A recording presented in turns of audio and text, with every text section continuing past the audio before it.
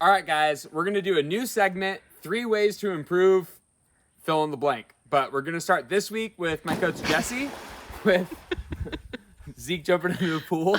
But we're going to start this week with Jesse, and we're going to do deadlift. So 3 ways to improve your deadlift with Jesse Buffano, and let's get over to him now. Top 3 tips to improve your deadlift. Yeah. When you first asked, I definitely thought to myself, nope, I'm not interested. I feel like there's so much content out there that's like, here's how you're going to go from, how to lift 600 pounds, how to, and all these for all the lifts. And there's so much content out there, people who are plenty smart, giving lots of advice on technical pieces. And there's so much. But I mean, when I think about CrossFitters, I think deadlift actually is one of the movements that has the most room to improve, not only in absolute strength, like 1 rep max, but also just in repetition and volume.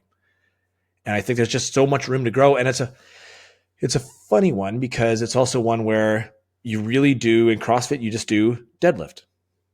And there's really not variations versus back squat. There's back squat, front squat, overhead squat before you start adding other variations that are slightly more common. Like it's more common to see a CrossFitter do a box squat these days, or a Zercher squat, or Anderson, or something like that, than it is to see a CrossFitter do any kind of variation of deadlift. And so I think my number 1 ways to improve your deadlift is variation.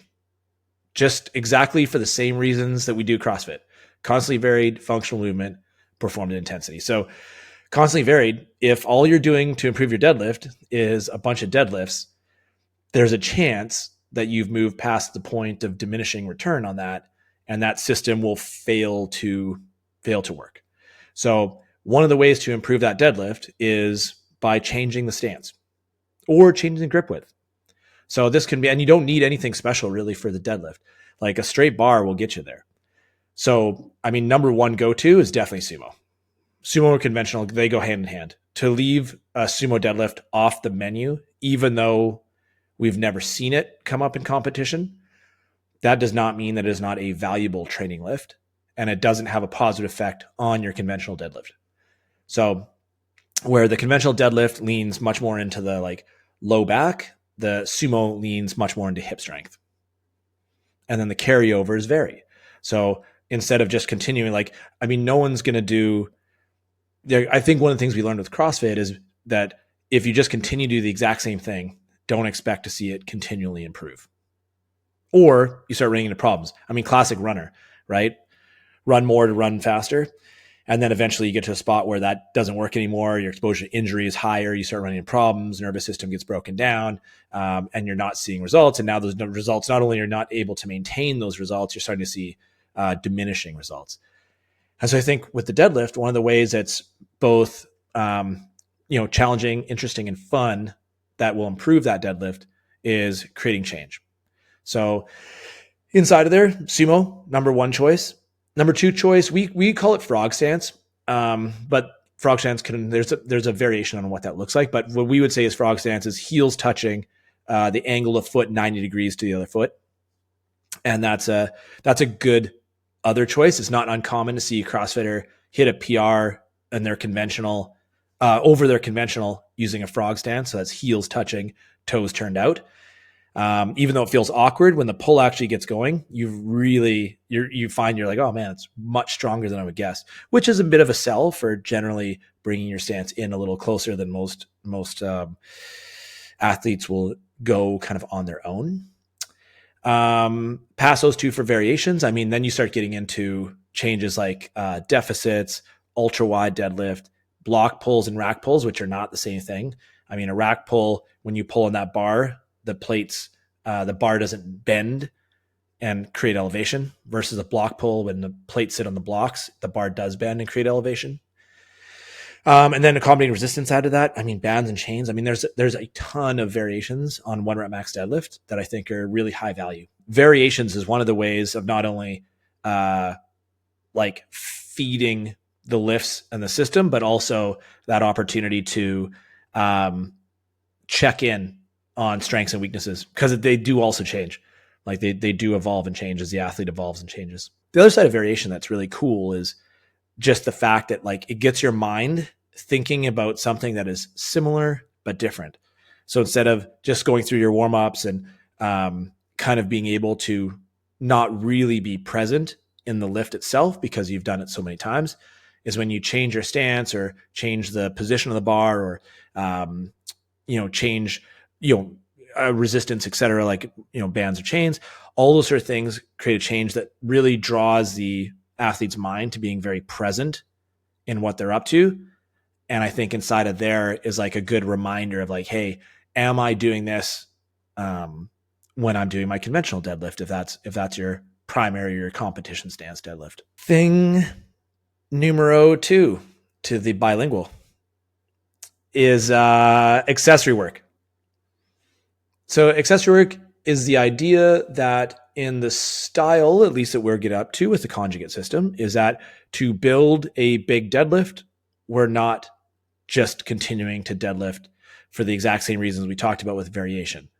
Is that we can't just keep doing, if we're trying to build up a conventional deadlift, for sure when you're new and you're learning, that just getting more volume, more repetitions in, as long as the quality is good and you're maintaining all other things, that you will continue to see improvement, but eventually that comes to a halt, not so much at a particular weight, but at a particular amount of how, at a spot where you're getting closer to your like genetic potential or what you're capable of under optimal conditions.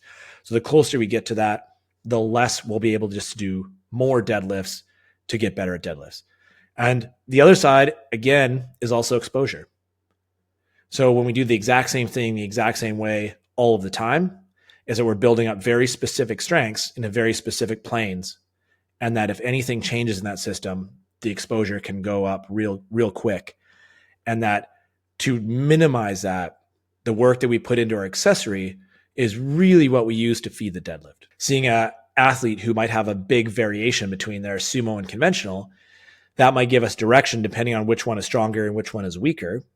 If it's not, again, like I said, geometry or history injury or, technical error, that if they're all things being equal, they're very good at doing both things, that a big disparity between those two movements really leads us to be like, okay, movement selection for accessory work for this individual athlete. And that's where that's piece really pays off to have more information than less. My frog stance is this, my block pull is this, my 2-inch deficit is this, bow bar or a stiff bar. I mean, we've done all kinds of variations of that. When you take that whip out of the bar and you take that ability for the athlete who's good at deadlifting to really bend into that pull position, especially when the numbers get bigger, that we start to learn a lot and be like, oh, this athlete needs, more time with these accessory pieces versus these accessory pieces. And that can vary for athletes. But there's also some pretty solid go-tos. So if you're someone who's like, I would like to improve my deadlift, and that's why I'm watching this video. And you're like, do you do accessory work? And you're like, do you mean Metcons? I'm like, no. It's going to be what you do after that primary lift or secondary lift, and then, or after your conditioning work. So you do conditioning work or you do a big lift, then we kind of pick through a handful of accessory pieces. Those can be everything from like another big compound piece, depending on what you've done before. So stuff like good mornings. I mean, good mornings and those sort of pieces are, I think people really leave good mornings off the table these days. And similar to jumping, it's one of those pieces that you need to be thoughtful about, like success and having good mornings be valuable, the same as jumping, is really reliant on the athlete building success on success. So instead of being like, I need to have a humongous good morning today, that instead be like, hey, I'm going to start doing some good mornings. I'm going to do them once a week. I'm going to do 4 sets of 6, increasing in weight, and I'll slowly work towards improving that load. And I'll do 3 weeks with this bar, and then I'll switch to another bar, or I can do 3 weeks with a straight bar, and then I can do 3 weeks for a seated good morning, and then I'm going to do 3 weeks concentric because all I've got is a straight bar. I mean, there's lots of opportunity without having to have specialized equipment. Good morning, like if you're going to max, you've got to be very thoughtful about. So a max for a good morning, we would do either 3 reps or 5 reps. It's one of the few variations where we do a triple or a 5. But we've got a couple guys who are over 400 for their 3 rep max good morning, and that was not just a show up and try good mornings and see what happens. That's an accumulation over a 6 months period where they built into that. I mean, those are 600 to 700 pound deadlifters, but that's not unreasonable, and it's not off the menu. And that's one with often a big surprise. I mean, I don't say that number to be like razzle dazzle. It's more like just the idea that, hey, if you're doing it, we're like, I do good mornings actually. And like, what do you use for weight? You're like 75 pounds. Like, okay, that's fine if your 1 rep max deadlift is maybe in the mid 100s or under 200. But if you're a 400, 500 pound deadlifter, that 75 pound good mornings, unless you're doing a ton of volume, in which case, I mean, you're not even, you should switch from a barbell to like a band anyway if you're going to do 150 reps. But like, you might be leaving a little meat on the bone by not just loading those up a little heavier. So something like good morning, great choice. I mean, most CrossFit gyms have GHDs these days. And because that GH raise, I mean, it's actually what the machine is for. So GH raise, I mean, is so valuable. Like a lot of it, quads are so like hit hard with CrossFit that they don't need a lot of extra care beyond the work that CrossFitters are already doing, but hamstrings generally sure do. Like a hamstring, that quad hamstring balance is like pretty biased towards like the quads. And that opportunity to like build up a bigger, more powerful hamstring will certainly move a deadlift, especially conventional, in a really productive way.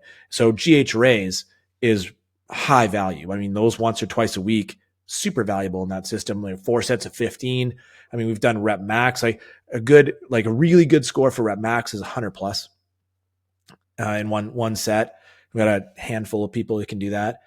And that's numbers where it's like, okay, I mean, again, that's time. Like, I mean, the first time you get on there and you don't need a band to assist you, you're probably doing 8 reps at the start, and you want to try to get that accumulation. So 8 sets of 8 is a great way to start and work down in the bands that you're using until you can do them without bands. And getting about 60 reps in between 4 and 8 sets is a good choice. And those are the pieces. So accessory work is a huge piece for feeding the deadlift, depending on where the athlete's struggling. So there's all kinds of options. I mean, there's, again, like if you see some, that's where the internet and social media is super cool. Because if you see something on the internet, you're like, man, that's a kind of cool looking piece of accessory work. Try it. I mean, add it into your programming. If it's one movement, as long as it seems safe and reasonable, give it a try and then see what the outcome is. Assess it. There's stuff that we think of that just comes from only in my mind, and we apply it, and we're like, sometimes like, nah, that was trash. Like we're not doing those anymore. And other stuff, you're like, man, that becomes a staple and something we're doing week in, week out with, enough changes to continue to cause a stimulus. And then piece number 3, midline. So this is what's keeping the athlete safe, and this is what's transferring power from driving through the feet into the floor and moving that barbell from the ground. When we have that strong, powerful midline, we transfer that force. So we drive into our feet, the midline does not give or fail, and then all of that power gets moved to the barbell, and the barbell raises off the floor. When we lose that back position, we just bleed it, and then we also expose those discs in the spine, right? So with that, I mean, midline's important enough. That's 4 days a week. And that's 4 days a week of really putting the effort in. And when you're doing it 4 days a week, you also do have more room for what you choose to do. I put up a piece recently on my Instagram where people like, flexion extension of the spine versus isometric contraction, or being able to just focus on stability. And you're like, totally. Do we do flexion extension of the spine all the time? You're like, no, we do not. But when you're doing it 4 days a week, you've got a little more wiggle room for what you choose to do. And sometimes it is actually valuable. And there's other arguments for that, but that's too far down the rabbit hole. But that midline work, 4 days a week, and midline work that feels like it's going to make a difference. And, attacking that midline work with an intensity that will actually yield results. Sometimes a really good metric for if your midline work is on point or not is by the time you get to that, it's the last thing we do in our training session. If you feel like suddenly you find yourself having all kinds of excuses while you don't have time for it and really need to get going, that's probably where it's intense enough that it's worth doing. So build a strong, solid midline, and that'll have an effect that will only be positive on both the longevity of your deadlifting and also the capacity of your deadlifting. Those are my 3 points. That's what I got. I had a couple other ones. I was like, hey, you got to pick 3 only. If you find yourself looking for some ideas, you can find them on my Instagram under the circles. What are they called? Story highlights, of course, obviously. I've got them labeled. As like lower, upper, midline.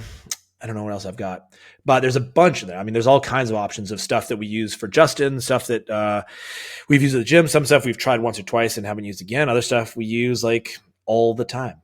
And I try to keep it simple. They're short. They give the name of the movement and like a rep scheme that's like probably the most valuable for that particular movement. Yeah, just some things to think about.